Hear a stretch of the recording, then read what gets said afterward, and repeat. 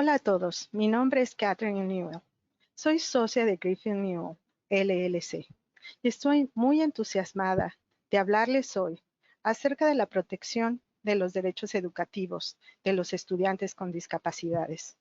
Sin lugar a dudas, quiero comenzar por agradecerle a Advocacy Denver por organizar este seminario virtual y ponerlo a disposición de todos. Me hace muchísima ilusión compartir esta información. Tan solo un par de cuestiones de orden. Esta es una presentación en dos partes. La primera parte se centra mucho en la identificación de los estudiantes con discapacidades que podrían necesitar servicios en la escuela. Luego, la segunda parte se enfoca en la disciplina escolar, sobre todo en la expulsión. También tendremos disponible un folleto informativo con la Ley de Educación y algunos plazos comunes. Sin más preámbulos, comencemos. Quiero empezar por darles a todos un resumen de la presentación y contarles un poco hacia dónde nos dirigimos.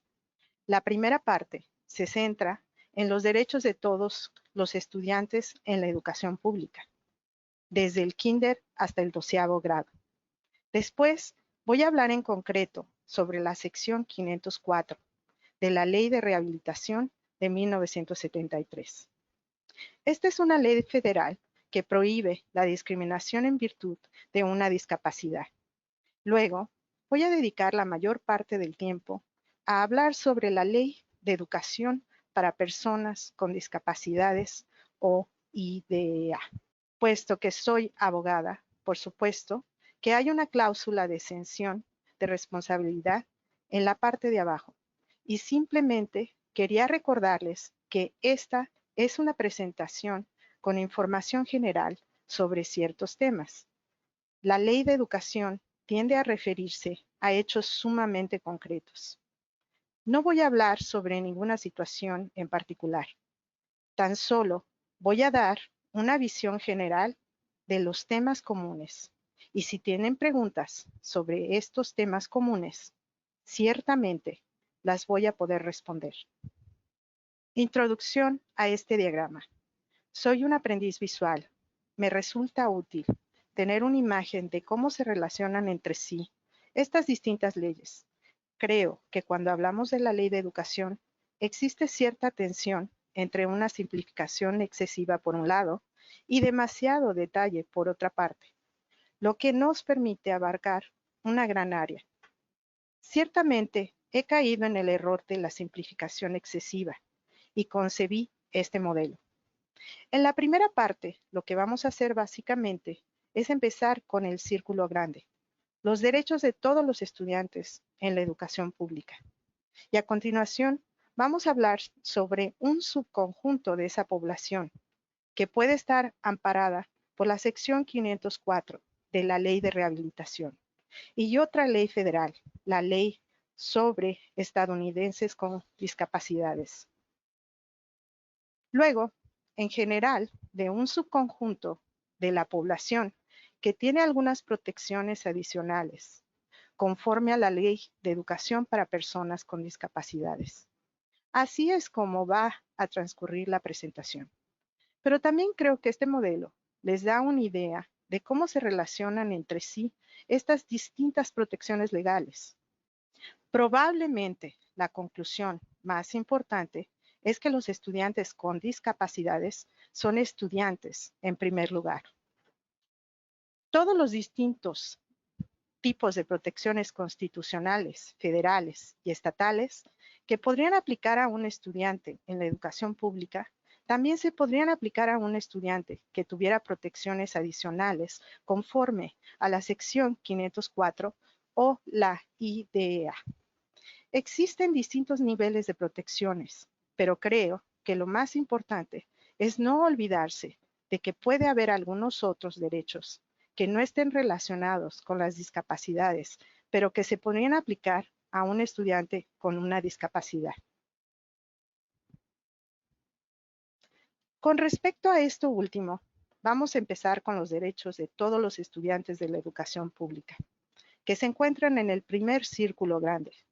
Estos son tan solo algunos ejemplos. Hay muchísimas cosas que podría poner en este círculo grande. Creo que algo común que la mayoría de las personas conocen muy bien son nuestros derechos constitucionales. La libertad de expresión en la escuela, según la primera enmienda, ha sido un tema controvertido que ciertamente se debatió durante años. El registro e incautación de la cuarta enmienda. Esto surge, por ejemplo, en situaciones en las que un administrador quiere registrar a un estudiante, su mochila o su casillero. La protección igualitaria de la cuarta enmienda y muchos otros derechos protegidos por la Constitución pueden aplicarse a los estudiantes. También menciono los derechos educativos para las familias y la ley de privacidad, conocida como FERPA. Vamos a tratar este tema un poco más en la segunda parte de la presentación.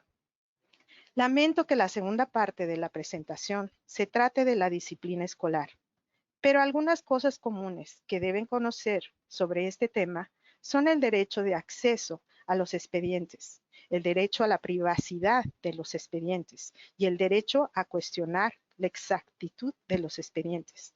Estas protecciones también se aplican a todos los estudiantes en la educación pública.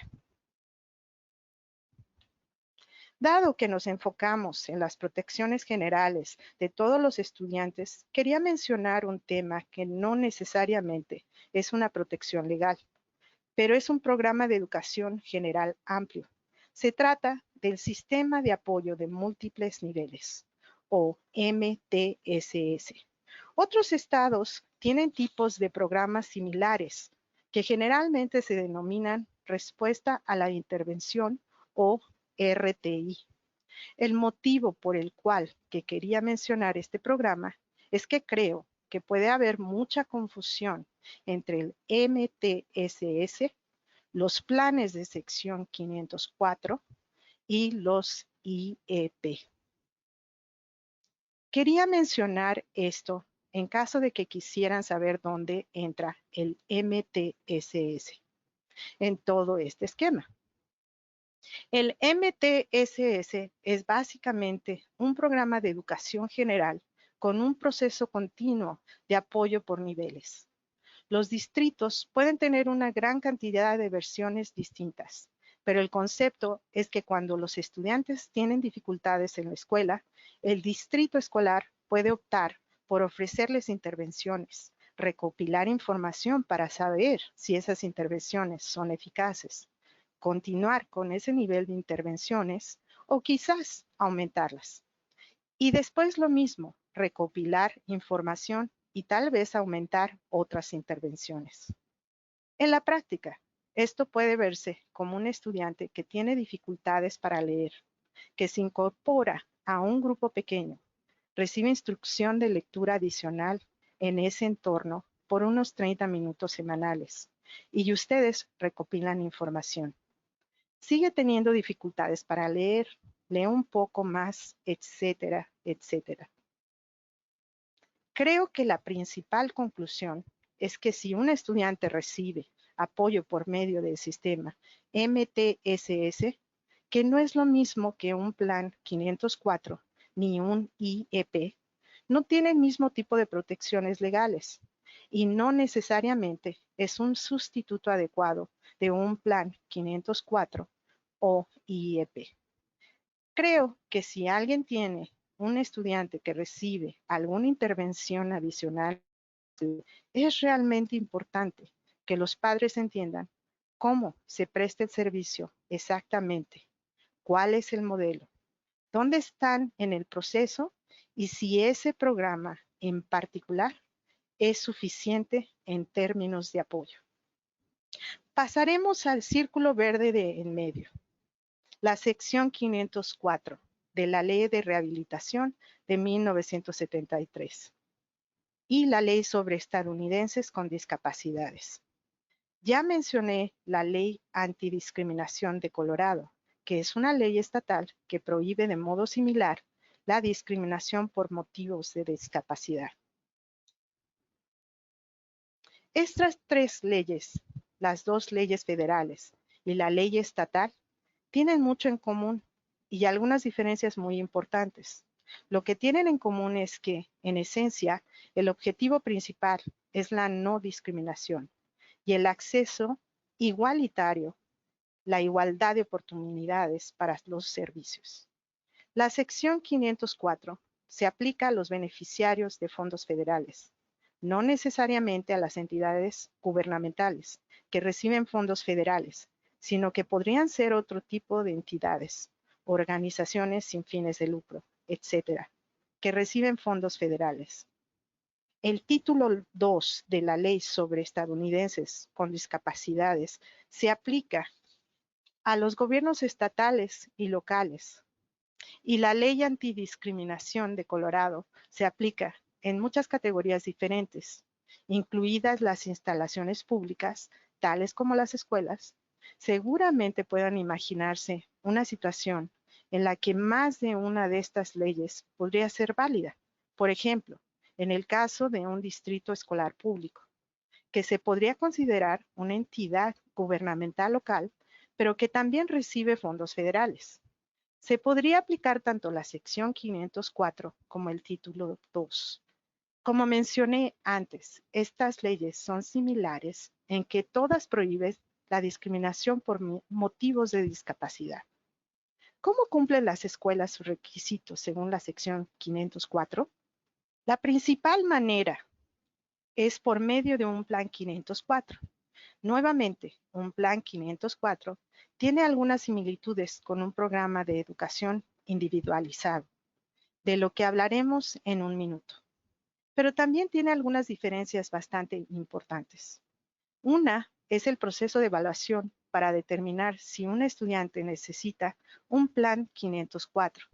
Después, creo que la segunda área de diferencia real son las protecciones procedimentales por medio de la sección 504, en comparación con la IDEA.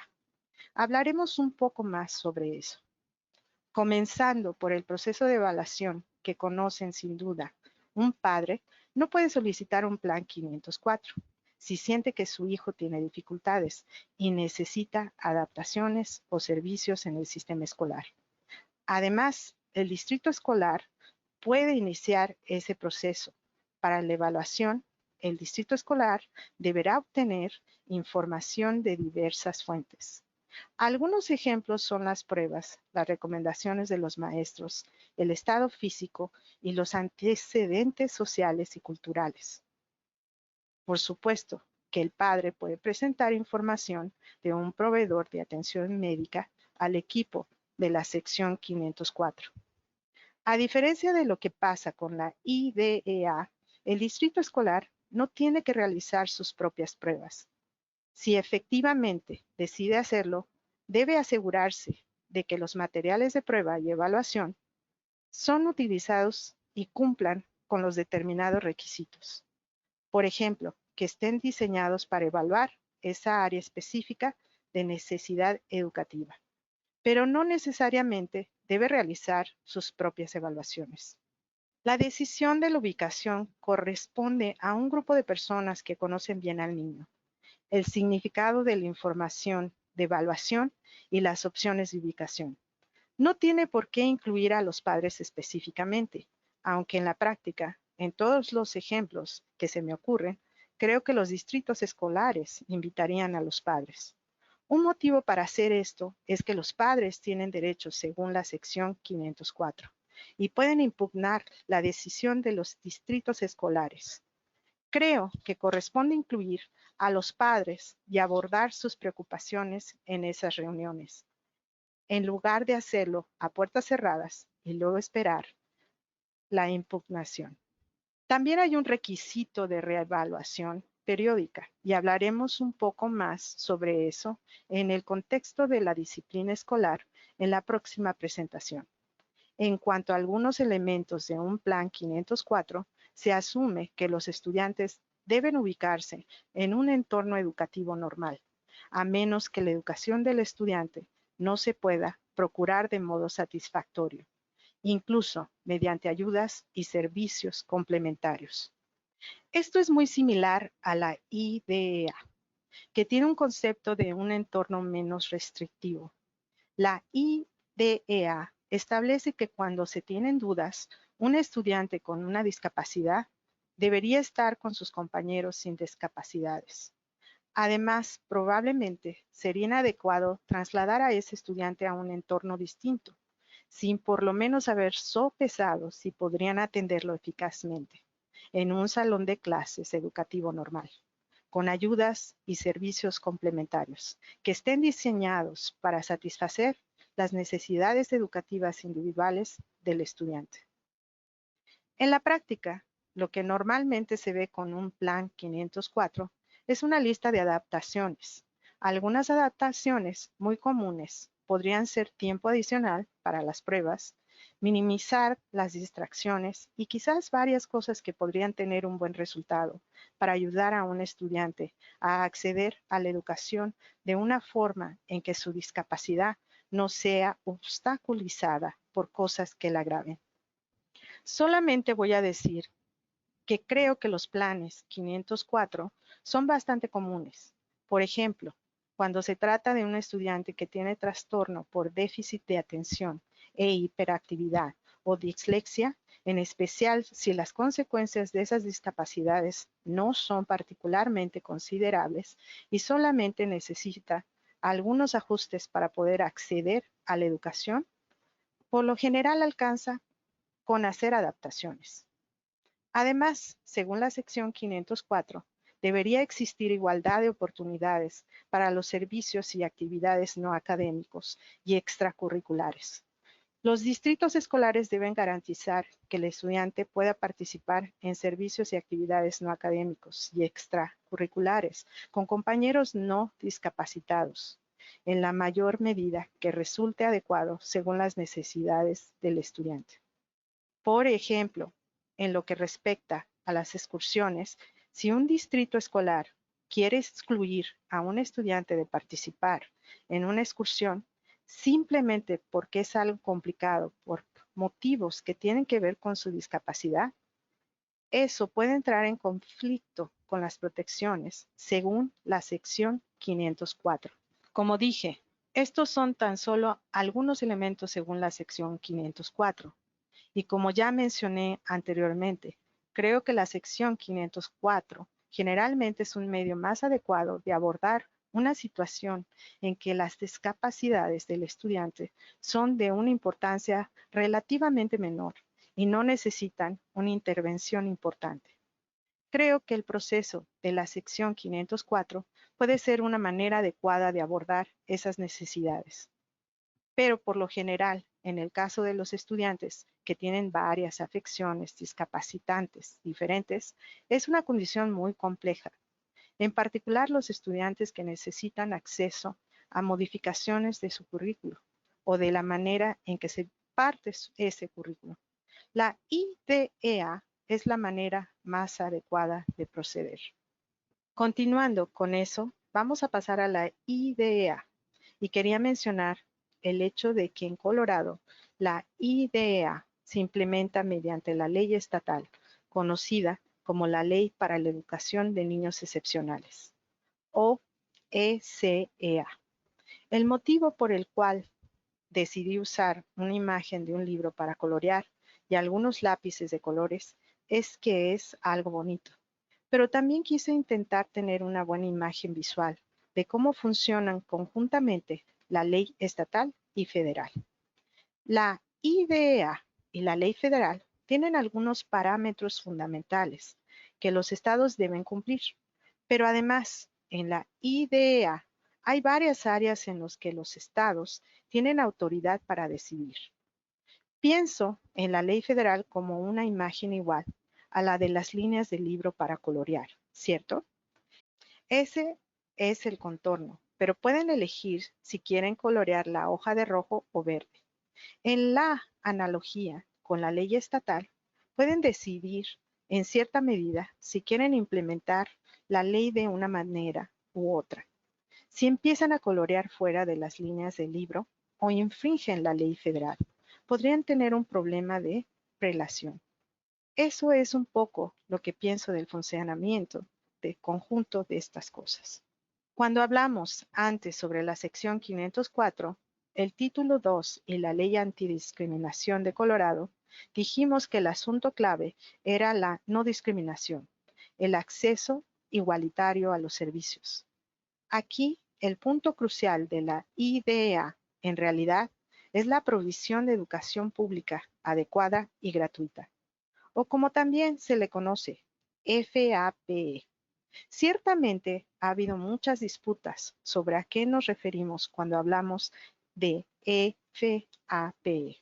El caso de la Suprema Corte de Estados Unidos, que sentó precedentes a Andrew F. en contra del Distrito Escolar del Condado de Douglas, ha sido muy buena guía de lo que se debe considerar al proveer FAPE. A fin de proveer FAPE, el Programa de Educación Individualizado, IEP, debe ser elaborado de modo razonable para permitir que un niño logre un avance adecuado en vista de sus circunstancias. La idoneidad de un IEP dado depende de las circunstancias únicas del niño para el que fue creado. Creo que la conclusión realmente crucial es que cada niño debería tener la oportunidad de cumplir objetivos desafiantes. Si lo único que ofrece el IEP es apenas algo más que el avance de la determinación de cada año, no es suficiente.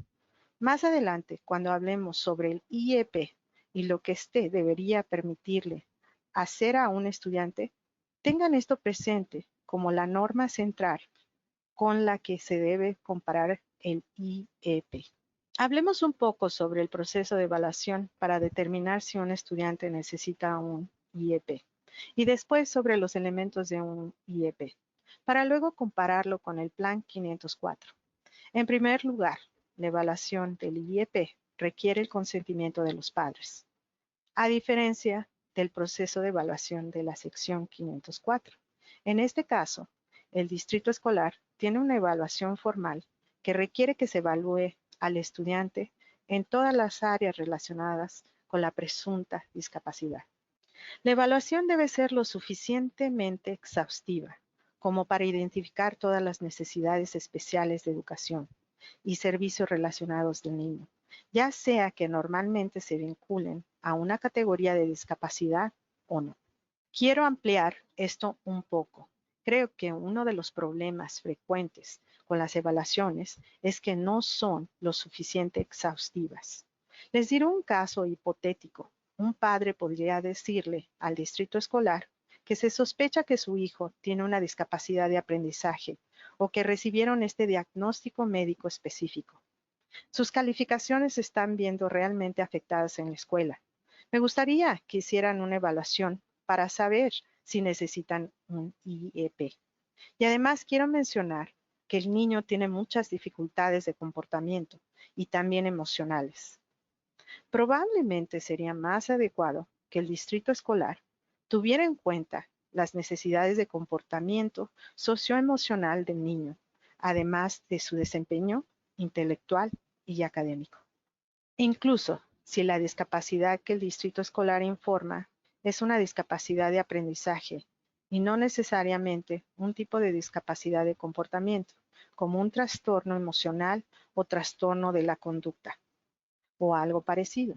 Si hay un motivo para pensar que el niño tiene necesidades de comportamiento que afectan su educación, la evaluación también debería recopilar algo de información sobre eso.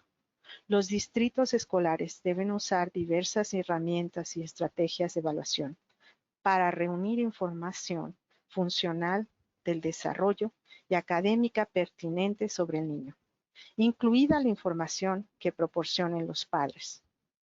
Durante el proceso de evaluación, es muy típico que las escuelas envíen cuestionarios a los padres que quieran obtener información sobre ese estudiante y hagan un informe de antecedentes sociales sobre ese estudiante.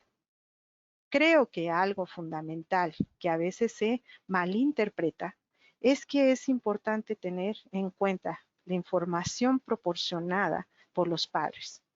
Pero eso no significa, por ejemplo, que el distrito escolar esté obligado a seguir las recomendaciones del médico privado al que consultaron los padres. y que brinda información, ni aceptar que los padres se hagan cargo de lo que se le debería proporcionar a su hijo. Deben considerar esa información. Sin duda, se debe tener en cuenta la información externa proporcionada por los padres, pero eso no significa que el distrito escolar esté obligado a estar de acuerdo, aceptar e implementar esa información. Simplemente deben considerarlo debidamente. Esto es realmente importante. Los padres son parte del equipo del IEP, que determina la elegibilidad, a diferencia de la sección 504. Aquí los padres son parte de ese equipo y ya hay diversas protecciones procedimentales para garantizar que esos padres puedan participar. La reevaluación de los estudiantes para determinar si siguen cumpliendo con los requisitos según la IDEA debe tener lugar cada 3 años como mínimo. Por supuesto que podría ocurrir con mayor frecuencia. Por ejemplo, si el estudiante recibió otro diagnóstico médico o aparentemente hay un nuevo avance y un motivo para recopilar más información. Es perfectamente pertinente pedirle a ese distrito que haga más evaluaciones, incluso si aún no pasaron esos 3 años. Pasando a la segunda columna, algunos elementos de un programa de educación individualizado o IEP son elaborados por el equipo del IEP, que incluye a los padres, por supuesto. El IEP debería incluir los niveles actuales de rendimiento académico y desempeño funcional, cuyo acrónimo es en inglés PLAAFP. Si miran un IEP, esta información es realmente importante. Es para entender bien dónde está ese niño desde el punto de vista académico. Porque al pasar al siguiente punto de la lista, una de las cosas que les gustaría tener en un IEP son objetivos que permitan que los estudiantes logren avances en el currículo educativo general. Volviendo a esta diapositiva anterior, cada niño debería tener la oportunidad de cumplir objetivos desafiantes. Aquí es donde esto realmente se vuelve pertinente. ¿Los objetivos son adecuados? ¿Son lo suficientemente desafiantes? A fin de desarrollar buenos objetivos, debemos tener información precisa sobre cuáles son los niveles actuales de rendimiento académico. A veces, un objetivo grande puede descomponerse en un objetivo a corto plazo. Yo solía ejercer en Texas y eso era bastante común. Hay varias maneras de presentar los objetivos en un IEP. La clave es que deben ser adecuados y suficientemente desafiantes. Otra vez, la ubicación en el entorno menos restrictivo. Muy similar a lo que hemos hablado con respecto a la sección 504. Una descripción de cómo se medirá e informará el avance. Creo que esto es fundamental. Muy frecuentemente surgen problemas porque los padres no tienen claro lo que está pasando en la escuela y quizás no hay mucha comunicación entre el distrito escolar y los padres. Al elaborar un IEP, creo que es importante reflexionar sobre cómo se van a mantener informados a los padres sobre el avance que hace su hijo. Puede considerar evaluaciones alternativas, por ejemplo, con respecto a las evaluaciones del Estado. Luego esto aquí, muchos acrónimos, porque no quería usar una fuente diminuta. Explicaré todos esos acrónimos, pero esto es en caso de que se necesiten adaptaciones o servicios relacionados. Algunos ejemplos son asesoramiento o logopedia, fisioterapia, terapia ocupacional, ATS o tecnología de apoyo, y pueden incluir un plan de intervención del comportamiento. Me acabo de dar cuenta de que pasé por alto una evaluación funcional del comportamiento o FBA cuando hablé sobre el proceso de evaluación. Creo que este es un buen momento para explicarlo, porque está muy vinculado con el plan de intervención del comportamiento.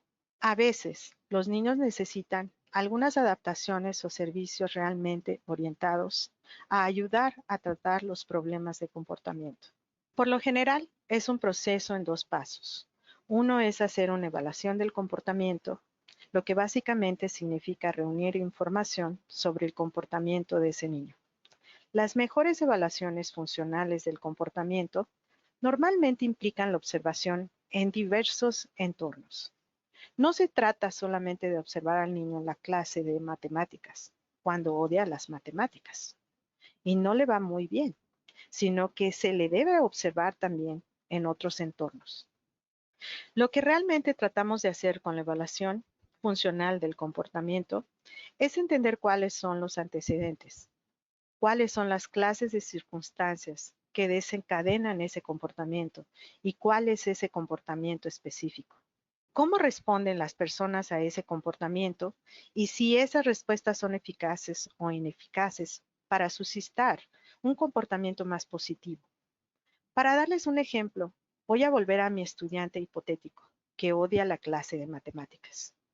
Si ese niño se comporta mal en la clase de matemáticas y se lo suspende, se le envía a la oficina del director o se llama a sus padres para decirles que lo vengan a buscar. Básicamente, la respuesta es permitir que de una manera u otra ese niño salga de la clase de matemáticas. Ese niño puede aprender que comportarse mal en la clase de matemáticas hace que lo saquen de ahí y eso refuerza ese tipo de comportamiento de escape o rechazo. Esa respuesta no es eficaz, mientras que otros tipos de respuestas podrían ser más eficaces. Ese tipo de información que las evaluaciones funcionales del comportamiento deberían reunir, luego en base a esa información, puede ser importante elaborar un plan de intervención del comportamiento y en función de la información que tenemos, decidir cuáles creemos que serían las mejores maneras de abordar ese tipo de comportamiento. Esa es una explicación algo elaborada de lo que es un plan de intervención del comportamiento o BIP. Y como se relaciona con una FBA, también quería mencionar que un IEP se debe revisar por lo menos una vez al año. De nuevo, ciertamente se podría revisar con una mayor frecuencia.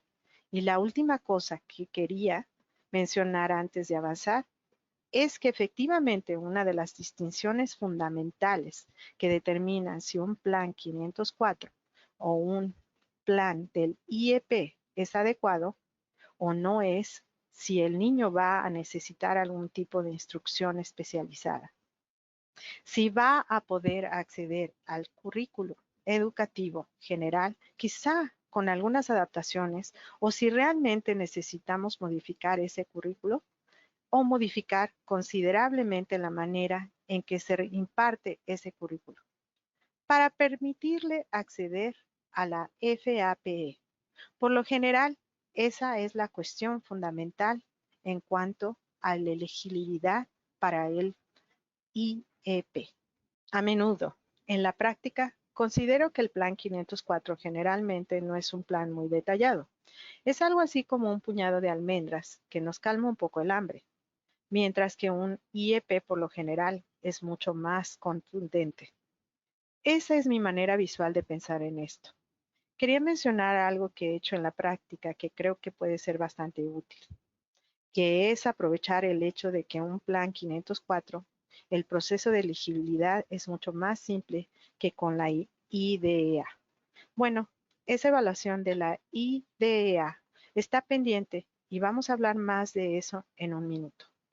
Pero mientras tanto, el distrito escolar y los padres podrían elaborar un plan 504 para ofrecerle, aunque sea algunas adaptaciones y servicios de protección a ese niño.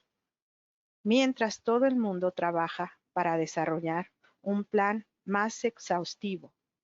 Por lo general pienso que es un enfoque correcto y que de esa manera el niño no va a pasar meses y meses sin recibir ninguna ayuda.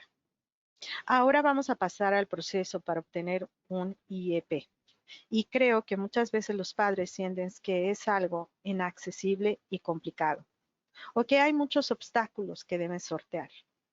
Diría que creo que lamentablemente así es como se tiende a trabajar en la práctica, pero en realidad la ley es mucho más simple y voy a centrarme en cómo debería funcionar esto según la ley estatal y federal. Primero debemos empezar por este concepto denominado Child Fine. Child Fine es un concepto legal. Voy a hacer una pausa aquí mismo. Voy a usar el término distrito escolar para simplificar de aquí en más. En todo caso, de acuerdo con Child Fine, un distrito escolar estaría obligado a encontrar, identificar, ubicar, evaluar y prestar servicios a niños con discapacidades menores de 21 años o hasta la graduación con un diploma regular de la escuela secundaria. Esto comprende, entre otros, a los niños en situación de calle, acogidos a la tutela del Estado y que concurren a escuelas privadas. Creo que es un factor importante sobre esto, es cuál es el distrito de residencia de un niño con una discapacidad en Colorado. ¿Es el distrito escolar en el que el niño vive a diario? Hay muchísimas excepciones, por lo que es importante contemplarlas si surge algún problema en el que hay varias posibilidades. Pero normalmente es un distrito que presta servicios al niño que vive en ese distrito a diario. Este es un concepto realmente amplio. Básicamente lo que significa es que aun si un padre nunca pidió una evaluación de la IDEA, el distrito puede seguir siendo responsable de comenzar ese proceso. El distrito escolar siempre debe de estar buscando proactivamente a los niños que tengan dificultades y que den algún motivo para creer que podrían tener una discapacidad. Cuando pienso en esto, me pregunto cuáles son las señales de advertencia que podrían avisar a un distrito sobre un niño que podría ser asunto de Child Fine. Podría ser que un padre le mencione a un miembro del personal que su hijo tiene un diagnóstico médico. Hay algunos indicios razonables de que un niño tiene una discapacidad. Luego, además de eso, quizás ese niño tiene algunos problemas importantes de comportamiento en la escuela. Tal vez tenga dificultades con sus calificaciones. Uno reúne todas esas cosas y se pregunta, ¿se debería remitir a este niño a una evaluación para poder averiguar lo que le pasa y qué tipo de servicios podría necesitar? Aunque los distritos escolares tienen esta amplia responsabilidad de empezar el proceso, eso no significa que los padres no puedan empezarlo por su propia cuenta. En cualquier momento, un padre puede solicitar una evaluación de la IDEA, incluso si el distrito escolar nunca lo planteó. El estudiante no tiene que pasar por un sistema de apoyo de múltiples niveles o un proceso de evaluación de la sección 504 antes de que se pueda llevar a cabo una evaluación de la IDEA. Como mencioné anteriormente, los estudiantes podrían tener un plan 504 hasta que se lleve a cabo la evaluación de la IDEA. Creo que una fuente de frustración para los padres es sentir que hay tantos obstáculos que deben sortear. Por ejemplo, si están en una situación en la que el distrito escolar tiene algunas preocupaciones sobre su hijo, como para sugerirles que pasen por el proceso del MTSS y obtengan niveles de apoyo progresivos, pero luego no parece que les esté yendo muy bien. Ahora los vamos a considerar para un plan 504. De acuerdo, siguieron un plan 504 durante un año y todavía no les va muy bien. Bien, ahora quizás pensemos en una evaluación de la IDEA. Esa no es la manera en la que tiene que funcionar. Esa es la manera en la que a veces funciona. Pero no hay ningún motivo para que sea así. Si hay precauciones que el niño sufre consecuencias reales graves en términos de educación, ¿por qué no se podría simplemente empezar por la evaluación de la IDEA? Creo que es importante asegurarse de que no haya una demora innecesaria para que los niños obtengan los servicios adecuados. Por lo general, la evaluación inicial se debe realizar en el plazo de 60 días calendario, desde la fecha del consentimiento por escrito del padre o la madre. Esto es bastante importante. Los distritos escolares les darán los formularios a los padres, proporcionarán el consentimiento por escrito para la evaluación y cuando se les devuelvan firmados, comienza a contar el tiempo de los 60 días calendario. El equipo del IEP debe reunirse para determinar la elegibilidad dentro de ese periodo de tiempo razonable, entre comillas, después de que se realice la evaluación, y el IEP inicial debe elaborarse en el plazo de 30 días calendario, desde la fecha en la que el distrito obtuvo el consentimiento escrito del padre o la madre. Por ejemplo, si un distrito escolar no programó una reunión para hablar sobre la evaluación, supongamos que hasta los 90 días después de que la evaluación se llevó a cabo, eso da alguna señal de advertencia, porque indicaría que el distrito escolar ha predeterminado que el niño no necesita un IEP. Dado que un IEP se tiene que elaborar en un plazo de 90 días desde que los padres proporcionan el consentimiento por escrito, una mejor práctica es que el distrito escolar convoque una reunión para hablar sobre la elegibilidad poco después de que se lleve a cabo la evaluación.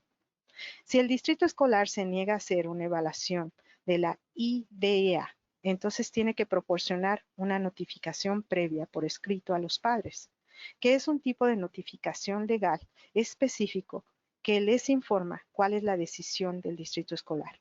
Y por lo general, porque tomó esa decisión el distrito escolar. Eso es importante porque les permite entender a los padres en qué punto del proceso están y cuáles son los próximos pasos en materia de sus derechos legales. La siguiente diapositiva tiene consejos para solicitar una evaluación. Estos son tan solo algunas cosas prácticas que creo que los padres deberían considerar hacer si quisieran asegurarse de obtener una evaluación sin demoras. Lo primero es hacer la solicitud por escrito, preferiblemente a alguien como el director o el director de educación especial, a alguien que esté en la administración. Y, por ejemplo, no solamente al asistente del maestro o a alguien que posiblemente no pueda asegurarse de que los próximos pasos ocurran como deberían. Luego, por supuesto, se debe conservar un comprobante de esa solicitud por escrito. En esa solicitud por escrito es muy útil ser explícito y describir la discapacidad del niño, cómo se relaciona con el desempeño escolar si corresponde, e incluir información sobre el diagnóstico y la historia clínica del niño, si esa información está disponible. A continuación, creo que sin duda es útil que los padres brinden su información de contacto y soliciten una reunión para hablar sobre un tipo específico de prueba. Recuerden lo que hablamos sobre una evaluación, si debería abordar todas las áreas de la presunta discapacidad y el impacto sobre el desempeño de ese niño. Después, también se debe hacer un seguimiento con el distrito y pedir el consentimiento por escrito, puesto que ese consentimiento por escrito es lo que realmente inicia el plazo de 60 días. Haga seguimiento y mantenga registros de todas las comunicaciones con el distrito escolar. A menudo se oye que los abogados dicen que si no está por escrito, entonces no sucede. El próximo paso es que el distrito escolar haga la evaluación. Luego se hace una reunión del IEP para determinar la elegibilidad. Les mostraré que aquí pueden tomar un pequeño desvío, ¿cierto? Pueden celebrar una reunión en la que el distrito escolar diga, en función de la evaluación que hicimos, no creemos que este niño reúna las condiciones. Y los padres pueden decir, bueno, creo que su evaluación no es muy buena, por los siguientes motivos. Entonces, los padres pueden solicitar una evaluación educativa independiente gratuita. Esto es básicamente una segunda opción que da a alguien que no está empleado por el distrito escolar, pero a quien el distrito escolar le paga y ya está dentro del presupuesto del distrito escolar. Pero es una evaluación externa para obtener más información. Luego, normalmente en el proceso, el padre o la madre transmitirían esa información de nuevo al distrito escolar y tendrían una reunión para volver a determinar si ese niño realmente es elegible. Después, si el distrito acepta que el niño es elegible, El siguiente paso es elaborar un IEP. A veces esto ocurre en la segunda reunión. Podrían tener una para la elegibilidad y luego otra para elaborar el IEP. Muchas veces esto sucede en la misma reunión. ¿Qué pasa cuando hay discrepancias? Existen varias opciones para resolver una disputa y el sitio web del Departamento de Educación de Colorado tiene mucha información muy buena y detallada sobre estos temas. Una opción podría ser celebrar una reunión del equipo del IEP con un moderador. Eso significa tener a alguien que pueda actuar como moderador para asegurarse de que la reunión sea productiva, que se escuchen todas las versiones y con suerte se resuelvan todos los conflictos. Otra opción es la mediación. Un mediador es neutro, no es como un juez. No puede forzar a nadie a aceptar nada, pero puede moderar las conversaciones e intentar resolver los conflictos. De alguna manera, ese proceso es bastante similar a una reunión del equipo del IEP con el moderador, pero también hay diferencias. Personalmente recomiendo que las personas miren el sitio de web CDE. También hay algunas otras opciones. Otra es un reclamo estatal.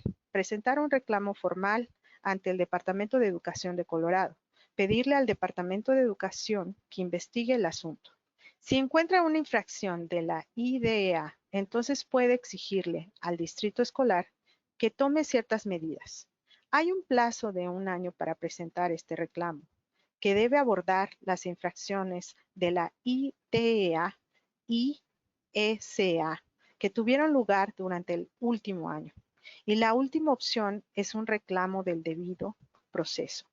En la mayoría de los casos, normalmente hay un plazo de 2 años para solicitar una audiencia del debido proceso, pero puede haber algunas excepciones. Ustedes, los padres, harían esa solicitud al Departamento de Educación de Colorado, que después se enviaría a la oficina del Tribunal Administrativo y habría una audiencia formal frente a un juez del Tribunal Administrativo. Este proceso es un requisito previo para una demanda conforme a la IDEA. También hay muchas situaciones en las que puede ser un requisito previo para una demanda conforme a la sección 504 de la Ley de Rehabilitación y el título 2 de la Ley sobre estadounidenses con discapacidades. Este debido proceso es esencialmente un litigio, donde generalmente ambas partes tienen abogados. Existen muchas normas procedimentales que pueden ser bastante complejas. Diría que es un método de artillería pesada para resolver un problema, especialmente si los padres sienten que los otros tipos de opciones no son adecuadas. La última idea que quiero que todos se lleven es que pienso en la ley de educación como una ciudad no planificada. Puede haber muchas situaciones en las que parezca que la ley es innecesariamente ambigua o que hay mucho solapamiento entre la sección 504 y la IDEA. Es todo muy rebuscado y pienso eso como abogada. Diría que la ley de educación, como todas las demás áreas del derecho, es producto de la historia y de varios protagonistas. El Congreso, el gobierno estatal y los organismos administrativos. Puede ser un área bastante complicada para ejercer y creo que además es bastante interesante y puede haber muchas oportunidades para que surjan nuevos argumentos e ideas, ya que hay muchísimas cosas distintas en juego. Bueno, sigamos adelante y pasemos a la segunda parte. Denme un minuto. Voy a cargarla. De acuerdo, aquí estamos con la segunda parte de protección de los derechos educativos de los estudiantes con discapacidades. Mi nombre es Catherine New.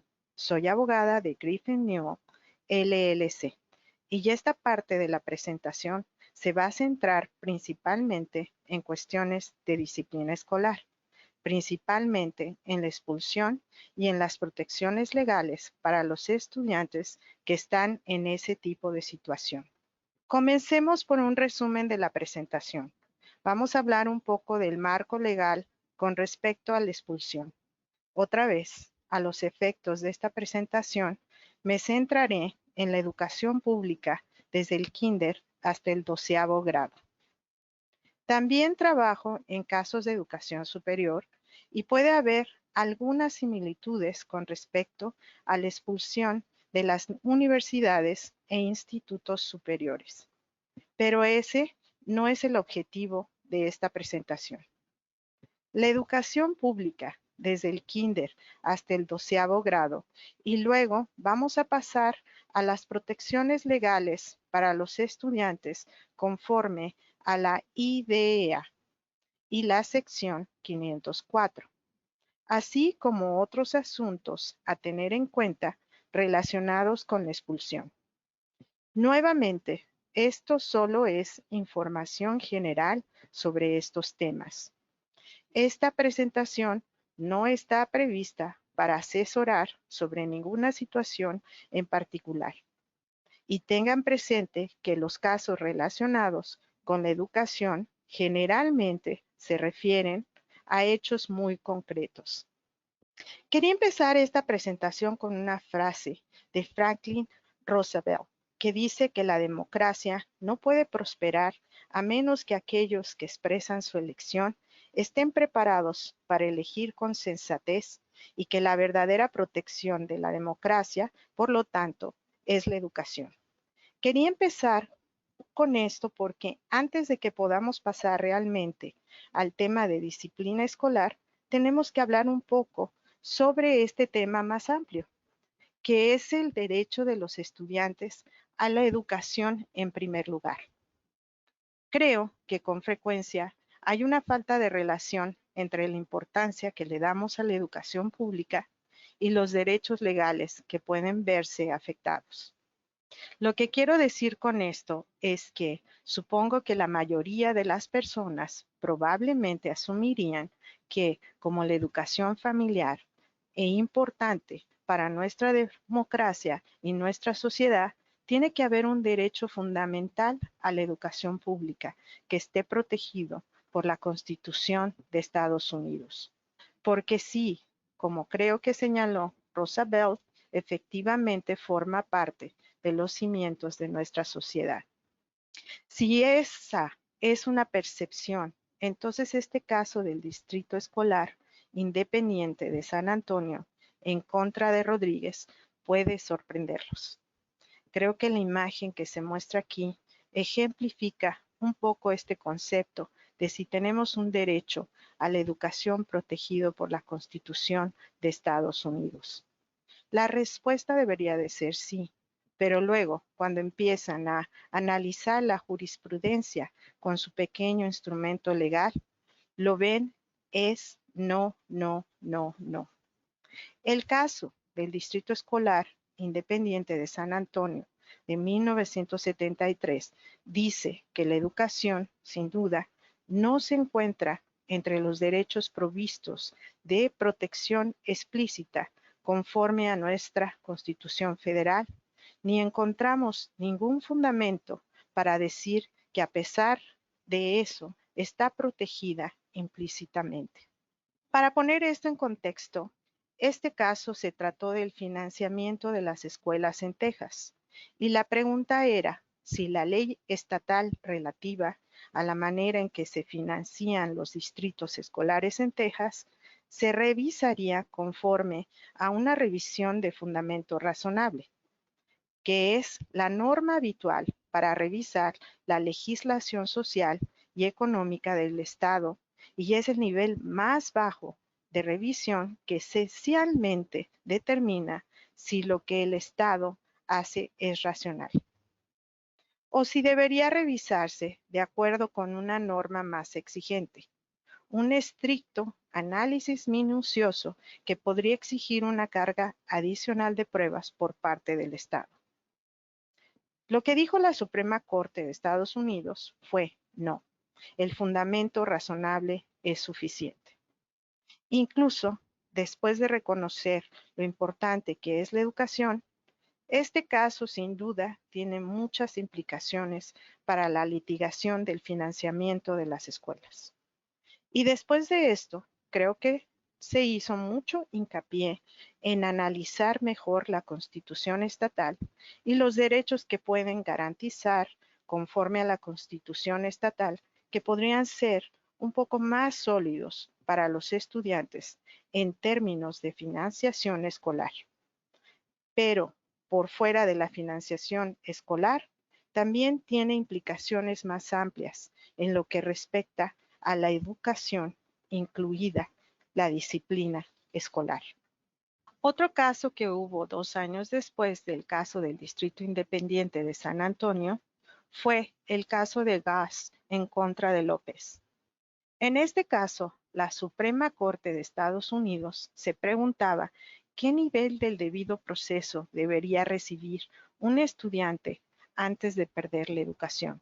La Suprema Corte de Estados Unidos reconoció que, incluso si la educación no es un derecho fundamental protegido por la Constitución de Estados Unidos, los estudiantes tienen derecho a la educación pública, lo que les garantiza algunas protecciones del debido proceso. De hecho, creo que este caso se trató de una suspensión, pero el mismo argumento podría ser válido para una expulsión. Como mínimo, el debido proceso de un estudiante incluye un aviso oral o escrito de los cargos, lo que creo que es un detalle importante. No es necesario que haya demora entre el momento en que se da el aviso y el momento de la audiencia. Eso significa que puede recibir un aviso, pero puede ser justo antes de su reunión con el director. Les informan que los van a suspender o les dicen que deben hablar sobre el asunto de la suspensión o la expulsión. Y en realidad no tienen mucho tiempo para prepararse, recabar información, etc. Se debe permitir que el estudiante tenga la oportunidad de dar una explicación.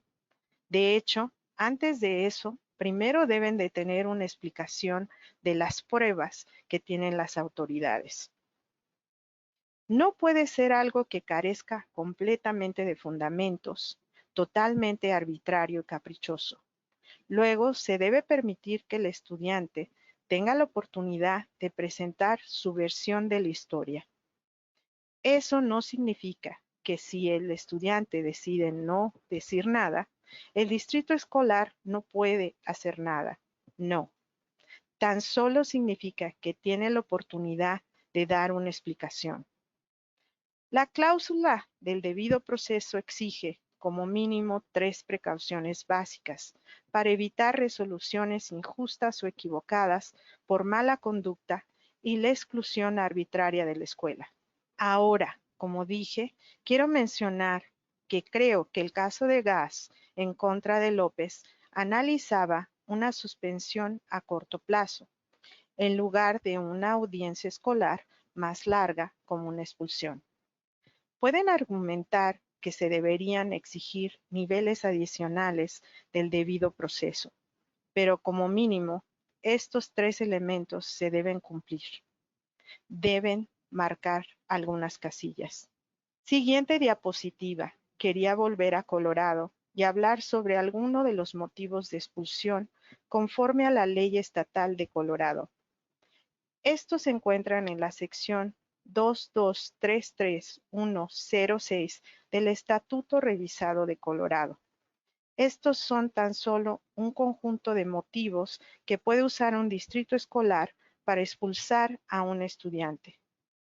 Como pueden ver, las escuelas tienen mucha autoridad para decidir en lo que respecta a la expulsión. Algunos ejemplos son la interferencia reiterada con la capacidad de la escuela de proporcionar oportunidades educativas a otros estudiantes, la desobediencia deliberada de modo continuo o el desafío evidente y persistente de la autoridad correspondiente, la destrucción o destrozo deliberado de los bienes de la escuela, y un comportamiento dentro o fuera de la propiedad de la escuela que es perjudicial para el bienestar o la seguridad de otros alumnos o del personal de la escuela. Hubo un nuevo cambio en la ley. Existen algunas excepciones para niños muy pequeños del preescolar hasta segundo grado, que restringen los motivos de expulsión, pero por lo general los distritos escolares tienen mucha autoridad para decidir, y estas son categorías realmente amplias. ¿No creen? Les daré un ejemplo. Digamos que ustedes podrían tener un hijo de 8 años en tercer grado que dibuja la pared con un lápiz de color, y en teoría la escuela podría retirarlo por destruir la propiedad. La desobediencia deliberada de modo continuo o el desafío evidente y persistente de la autoridad correspondiente también es una categoría muy amplia, en la que pueden caber varios comportamientos infantiles que podrían entrar en conflicto con ese problema. Vamos a empezar con la premisa de que la ley estatal les ha dado a los distritos escolares esta increíble flexibilidad para proceder con la expulsión. A continuación, vamos a hablar sobre qué nivel tienen algunas de las protecciones para los estudiantes que generalmente están en esa situación. Y luego pasaremos a las protecciones adicionales para los estudiantes con discapacidades.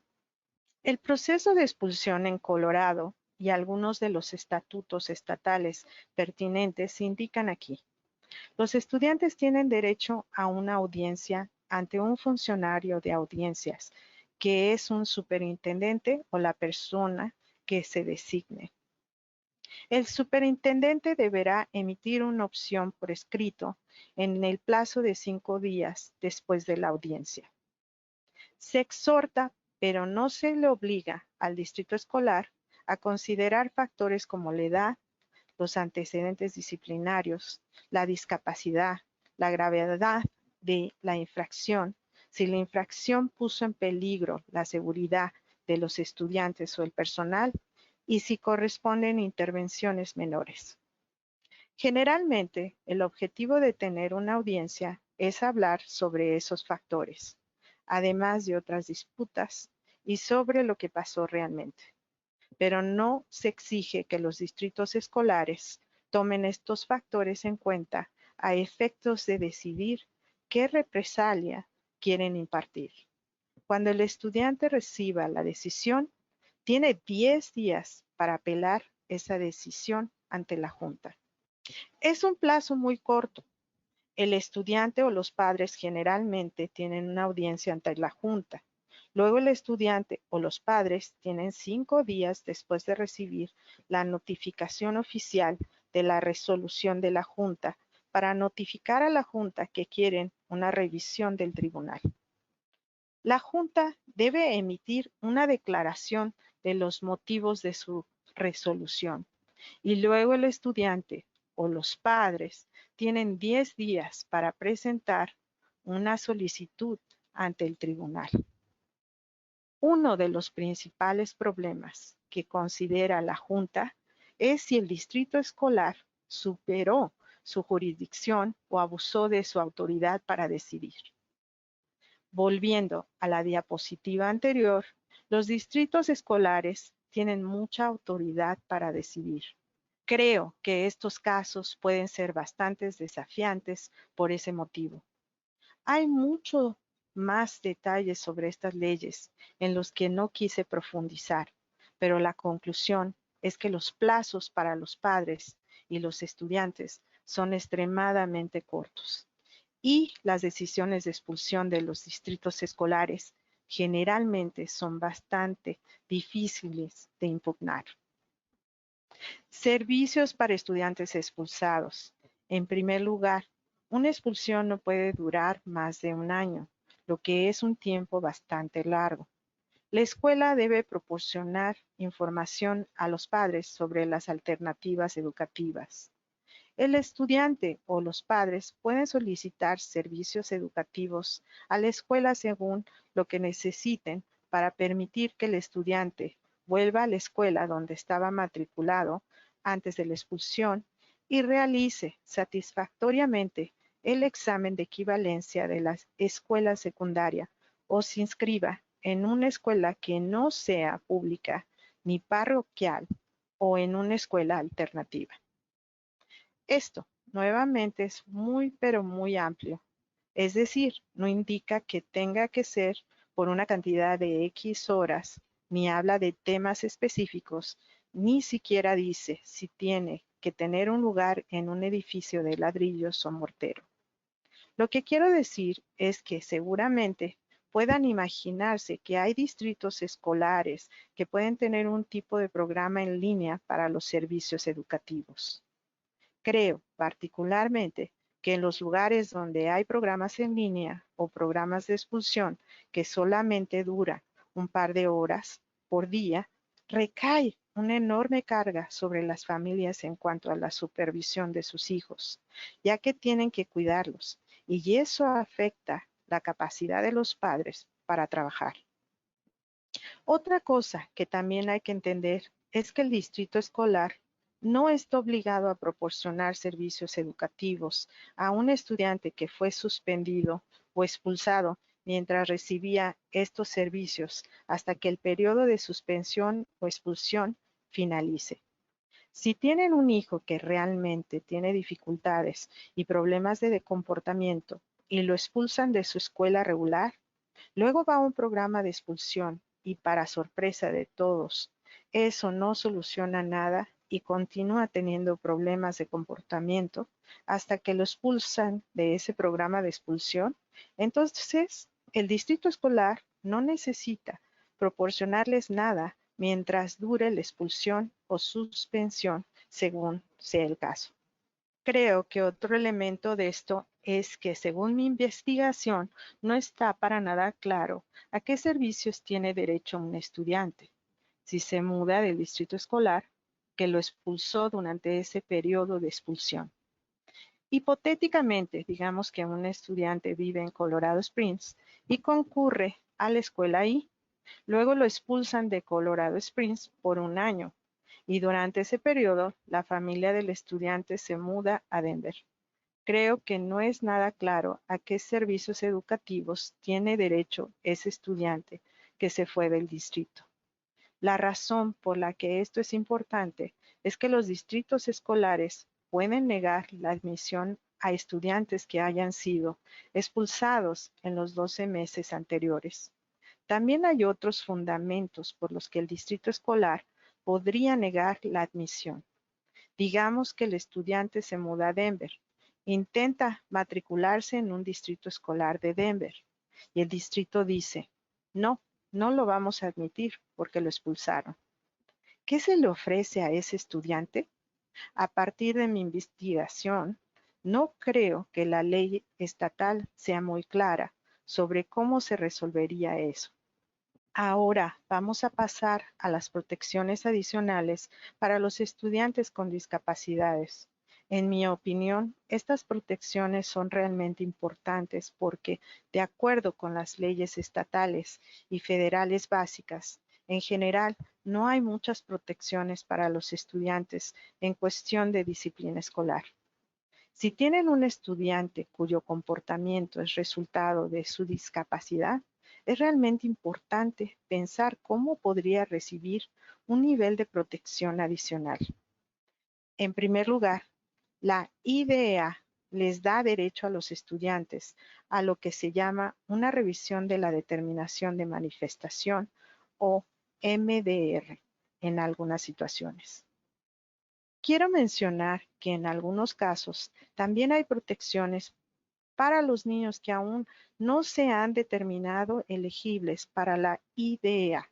Por ejemplo, si los padres solicitaron una evaluación de la IDEA que está pendiente. Ese niño también puede tener derecho a una MDR si hubo cierto tiempo de problema disciplinario que surgió antes de que se llevara a cabo la evaluación.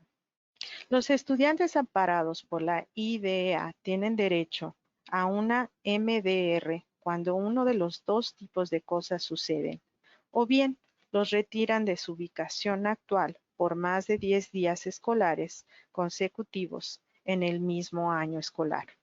La expulsión es un buen ejemplo de esto, o bien el retiro de la ubicación actual supera los 10 días escolares en un año escolar. y ya hay un patrón.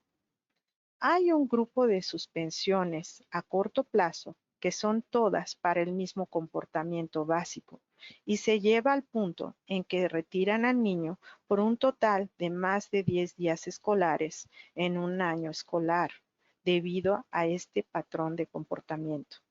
En cualquiera de esas dos circunstancias, ese estudiante tiene derecho a una revisión de la determinación de manifestación. Una MDR se debe llevar a cabo en el plazo de 10 días escolares desde la decisión de cambio de ubicación debido a una infracción disciplinaria.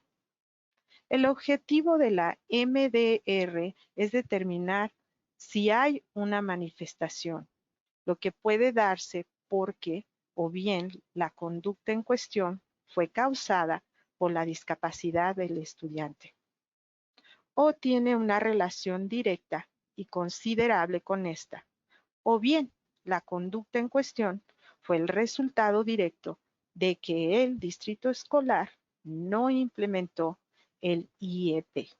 Por supuesto que puede haber situaciones en las que sepan que se puede marcar ambas casillas. Es una relación directa y substancial en la falta de implementación del IEP. Y con respecto al segundo punto, quiero mencionar que se trata del IEP que tienen, no del IEP que quieren. Es importante tener un buen IEP en caso de que se encuentren en una situación en la que haya una revisión de la determinación de manifestación y hagan la pregunta de si no se implementó el IEP. Si intentaron argumentar que bueno, no, siguieron el IEP que estaba implementado, pero creo que está todo mal, creo que el IEP debería haber abordado el comportamiento o proporcionado estos tipos de adaptaciones. Eso no nos va a llevar a ninguna parte. Se debe mirar el IEP que existe actualmente. Hablemos sobre los resultados de una revisión de una determinación de manifestación. Si hay una manifestación, entonces puede haber algunos casos que impliquen armas, drogas ilícitas y daños corporales graves en los que el distrito escolar aún pueda ubicar a ese estudiante en un entorno de educación alternativa interina por un máximo de 45 días. Esa sigue siendo una consecuencia mucho mejor que la expulsión. De lo contrario, el estudiante tiene que volver a su ubicación a menos que el padre o la madre y el distrito escolar hayan aceptado cambiar la ubicación del estudiante. Podrían tener una situación en la que todos acepten que era una manifestación. No obstante, sienten que esa ubicación es inadecuada y aceptan cambiarlo a una ubicación distinta, quizás a cierto tipo de programa con el objetivo de beneficiar a ese estudiante, pero no como castigo disciplinario. Nuevamente, esto no es lo mismo que la expulsión. Además, hay requisitos adicionales con respecto a las evaluaciones funcionales del comportamiento y los planes de intervención del comportamiento.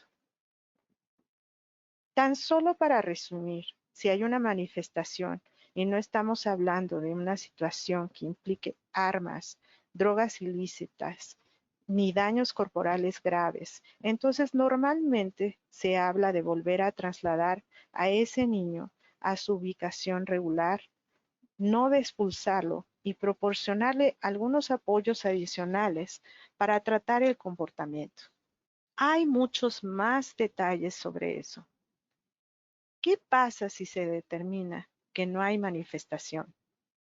Entonces, por lo general, el distrito escolar puede proceder a sancionar a ese estudiante al mismo nivel que si no tuviera una discapacidad.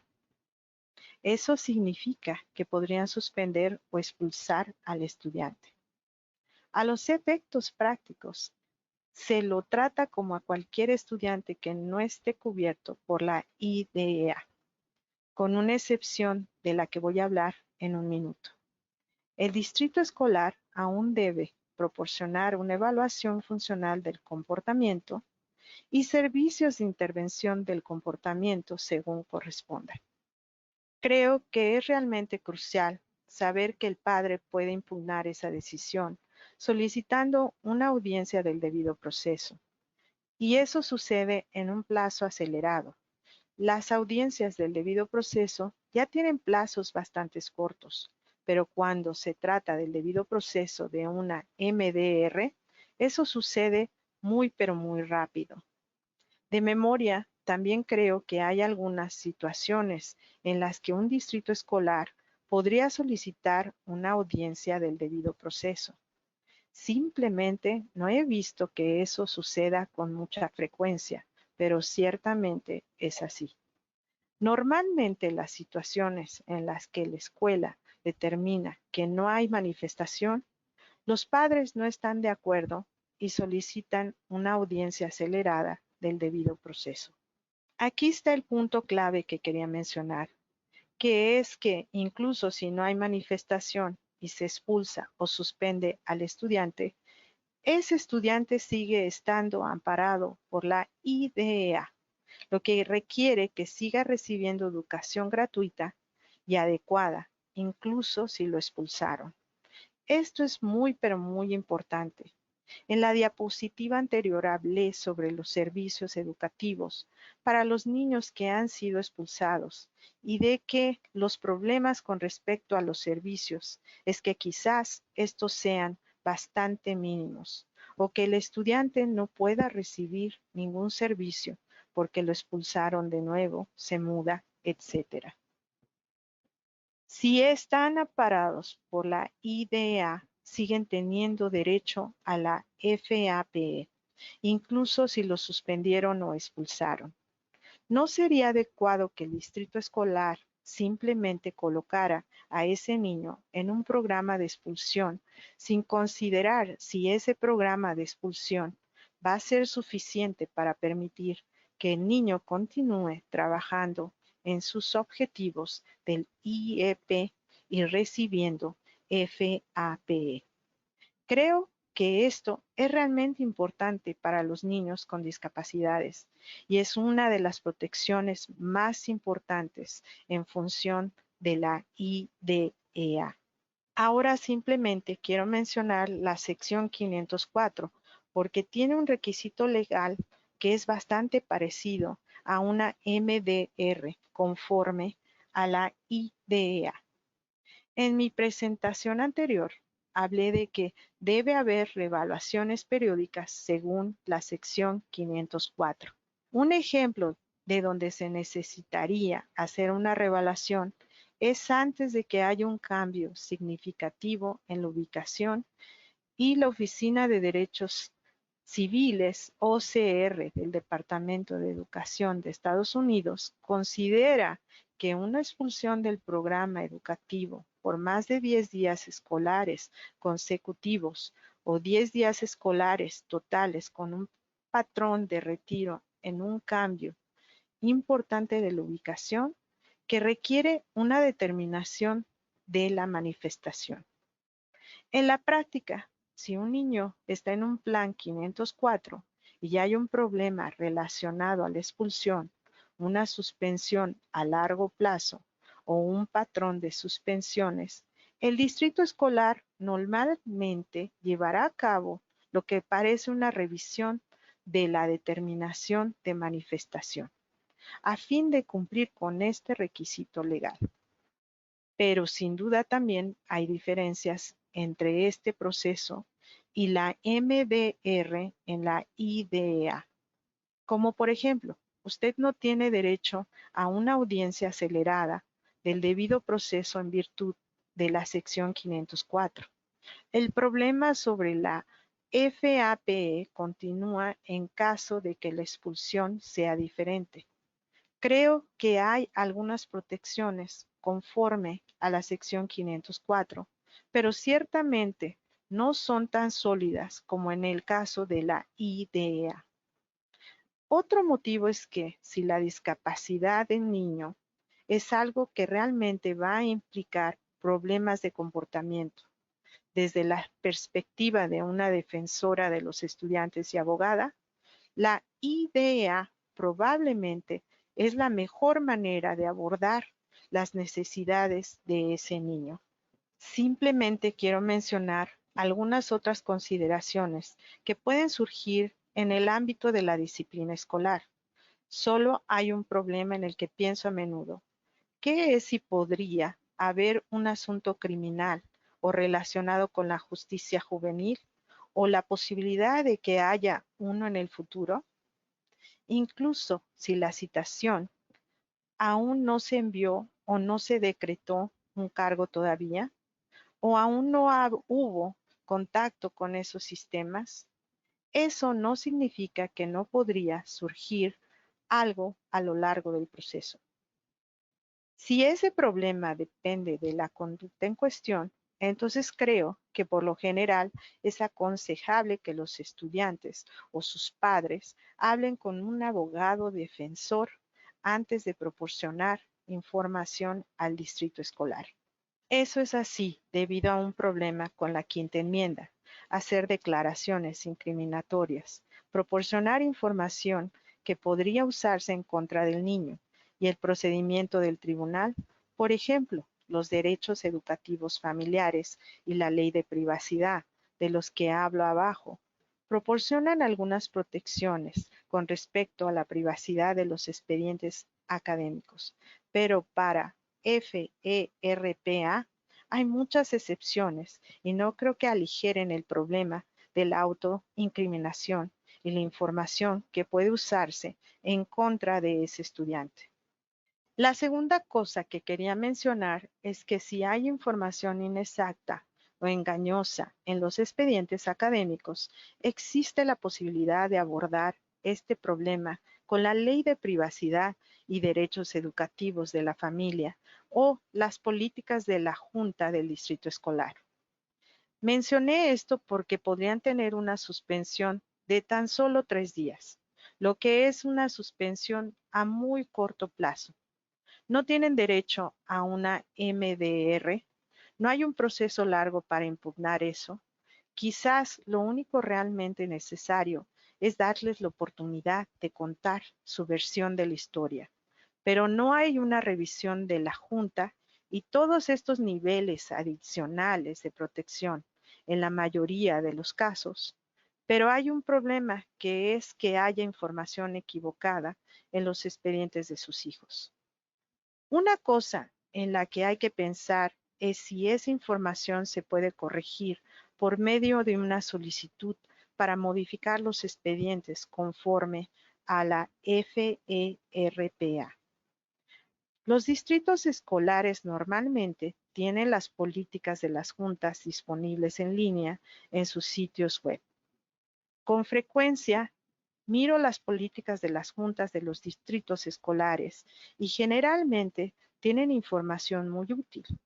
Por lo general, he visto que los distritos escolares tienen una política que aborda la manera en la que los padres o estudiantes pueden llevar a cabo la solicitud de modificación de los expedientes. Por lo general, es útil contemplarlo y estar informados sobre eso. Por lo general, es útil contemplarlo y estar informados sobre eso.